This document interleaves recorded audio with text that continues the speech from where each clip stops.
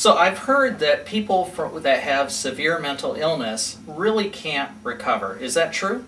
Oh, no, that's not true at all. That's a common myth, though.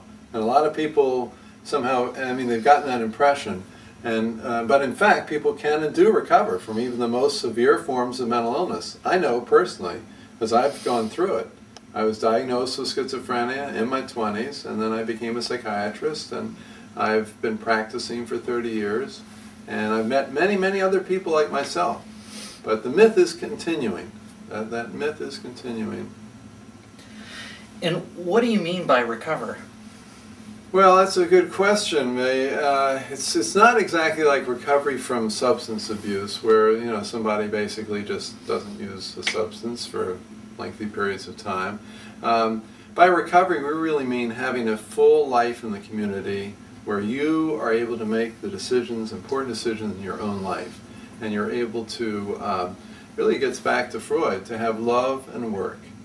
And of those two, the most important is to have loving relationships and to have a social network of friends and of intimate relationships so that you feel that your life is worth living.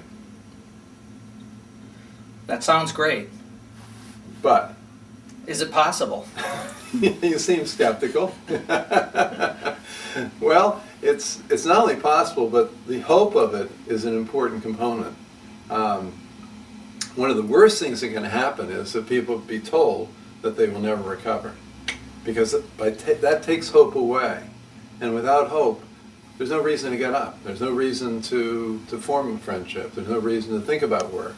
And people retreat into hopelessness. Does it really work for people who are very impaired? Can they really make that kind of significant progress? Yes, they can and they do. Yeah, and studies, long-term studies have shown that this occurs. But they need the right mix of supports, relationships, belief, a culture of recovery around them. Everybody plays a role. Everybody who has contact with them, because it's in the hearts of each of the persons who have contact with them. If you can carry hope in your heart, you can share that hope with another person. And if you can reach them in the most human of levels and the most equal of levels, then you can draw out from them their capacity to experience their own humanity. So it's not just about having the right therapist or the right medication? No. Although therapy and medication can be helpful, almost everybody, we've done studies through the National Empowerment Center of what were the most important elements in people's recovery. Number one was someone who believed in me. Absolutely at the top of almost everybody's list. And it wasn't necessarily a therapist. It could be a therapist, or it could be another psychiatrist, but very often it was somebody of less status, but who was able to make a human connection. Somebody who remembered my birthday and sent me a birthday card. Somebody who, when I felt that I couldn't really go out for a job interview, said, "You can do it. I believe you can make it." A recreation therapist, a residential therapist, a friend in the family. For myself, one of the most important people is actually my brother-in-law, and I'd just been gotten out of my second hospitalization, and I'd been told I had schizophrenia and that I would never really recover from this. But I had in my heart a dream that I would change the system so that people didn't have to go through such distressing experience. So I talked to my brother-in-law, and he was a doctor, and I said, I think I want to go to medical school, and I want to become a psychiatrist, and I want to change the system so people don't have to be hospitalized and don't have to be given dreadful diagnoses, but are given hope and given support. And he said, I believe you can do it. I believe you can make it. And that made such a difference. It was, he didn't say, oh, that's an unrealistic expectation. I had to do a lot of hard work to do it, though. Going back to school was not easy. I think some people would be worried that we're going to set people up, that it's too much of an expectation. False hopes. No, people are always saying this. False hopes. Oh, yeah. I've been publicly, people have said, he's giving people false hopes. Well, I think that's better than false hopelessness.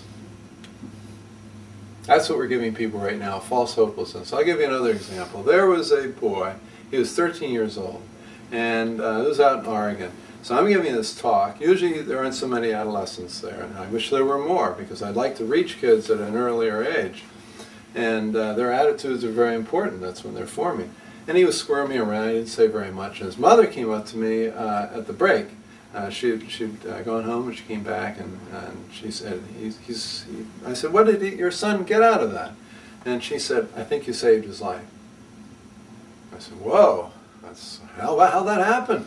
And she said, when he was 10 years old, he was diagnosed with bipolar disorder, and he was told he would have it for the rest of his life. He'd be on medication the rest of his life, and he was told he would never recover. She said, he's been suicidal ever since. She said, he had never heard until today from you that anyone could recover from either bipolar disorder or schizophrenia or any of these kind of conditions. And she said, now, he said, he has hope. And he was given false hopelessness, and that can lead to suicide. Because hope actually is one of the most central predictors how hopeful someone feels about whether they will commit suicide. That's if someone feels hopeless, they are at risk, really, of suicide. So there's actually a lot more risk and danger in traditional modes of service provision than we generally think about. I think that it's more risky, yes, in several ways. Traditional services increase the risk, I believe, of people either harming themselves or at times maybe even harming other people. And one of the major reasons is that traditional service, by taking away hope, they make people withdraw from the world, but also in traditional services there's a threat that if you don't behave and if you don't conform and comply and take your medicine, that you'll be put in a hospital. Well, this is a fear-based system, and it doesn't build alliance. It builds compliance but not alliance. And basically people, and I know I went through this myself, don't want to share the uncertainties or the insecurities or the fears or the unusual thinking that might come up for fear they'll be hospitalized. So they keep it quiet. That's a higher risk, because then you don't have the trust, you don't have the communication, you don't have the openness. Thinking a lot about what it is that I feel is most important often in what somebody can do to help somebody recover. And we have this term, somebody who believes in you, that's very important. People who connect at a human level, people who respect you, people who trust you and that you trust. So all these are sort of two-way relationships. Showing your feelings is very important as a person who's providing the assistance, that you're a real human being, that you're genuine. They all add up in a way to being able to express love and to feel in your heart as a person who's helping somebody that you love the person that you're helping.